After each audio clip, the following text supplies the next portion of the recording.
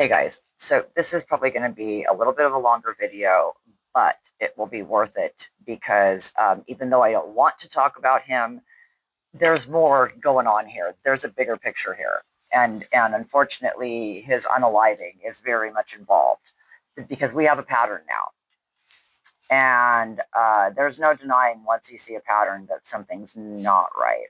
I mean, I didn't think there was anything right about this to begin with, but then the pattern came out with the second guy, and yeah, so this is what I've come up with. This is from the Substack that I wrote, if you want to read the whole thing.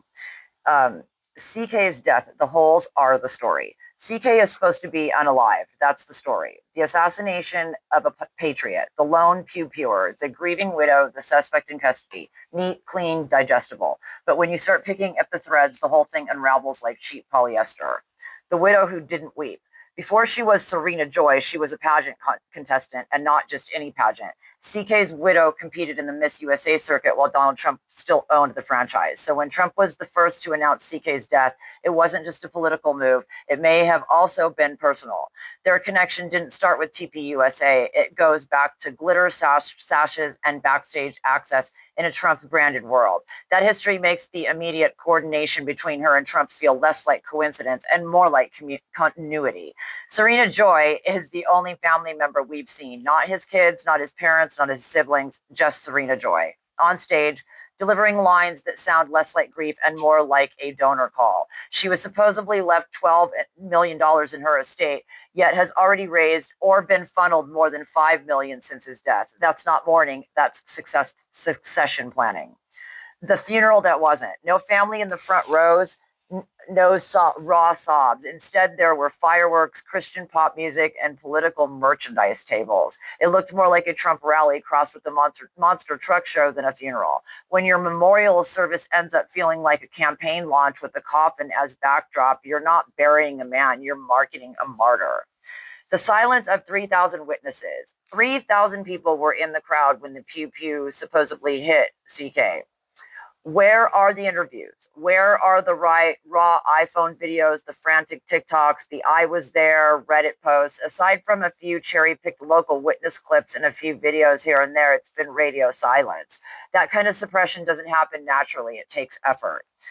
Netanyahu's timeline. Israeli Prime Minister Benjamin Noodlehu tweeted prayers for CK hours before the shot. 2.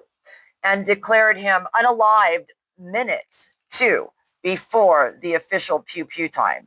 Either Bibi is the doctor in a time travel episode, or somebody let the script leak early. Israel is 9 hours ahead of Utah. The tweet saying CK was unalived came at 8:02 p.m. in Tel Aviv, 11:02 a.m. in Utah. The official pew pew was called in at 11:04. Prayers at 8:02 p.m. imply foreknowledge. Calling it murder before EMTs even declared him unalived is not just fast, it's prophetic. The pew pewer's confession that reads like a screenplay. The suspect, Tyler Robinson, supposedly messaged his roommate, I had enough of his hatred.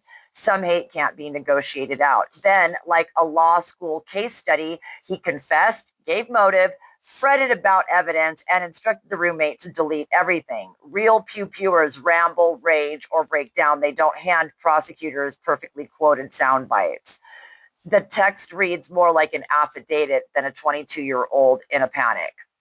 The roommate who vanished. And speaking of that roommate, he's gone. Not gone like arrested, gone like relocated to a safe, undisclosed location, according to prosecutors. Neighbors say they haven't seen him since the pew pew. Tabloids call him missing, and officials insist he's cooperating. Whatever label you slap on it, the effect is the same. The one person who could confirm or contradict the polished confession is unavailable to the public. Convenient. Patel's Valhalla moment. At the press conference announcing the suspect's arrest, Kash Patel closed with, see you in Valhalla. Not, we'll seek justice. Not, our thoughts are with you, the family. Valhalla. In a moment meant to be somber and procedural, the FBI director dropped a Norse mythology breadcrumb that sounds like either bad fanfic or an insider wink. Either way, it wasn't for us. It doesn't help that Valhalla is also the name of a real off-grid survival resort for billionaires in New Zealand. The bullet that wasn't fatal. A TPUSA staffer posted that a surgeon told him the pew-pew that hit CK was stopped by his strong bones and was recovered just under the skin. If that's true, then CK died from a flesh wound. No vital organs, no through and through a survival shot. So how did he unalive? Why wasn't that miracle moment explained by doctors, confirmed by hospitals, or clarified by police? There is still no public autopsy and no official has exhibited the pew-pew. That should be the state's Exhibit A. Instead, it's a ghost. The grass that grew back too fast. Within days, the spot where CK supposedly fell was dug up and paved over. The chair he was sitting in was whisked away by his staff. The SD card from the camera behind him removed by someone in plain clothes. Yes, I've seen the hologram video. Do not come in my comments 500 times with it. The crime scene, I don't report on anything that I cannot really, I want to make sure before what I'm looking at. The crime scene wasn't secured, it was sanitized, and then there's the trap door. Photos show a hatch just feet from where CK sat, the kind of structure that raises questions no one in authority seems willing to answer. Who built it? What's underneath? And why has it been ignored? I have a lot more to go. I'll come back for a part 2, I think.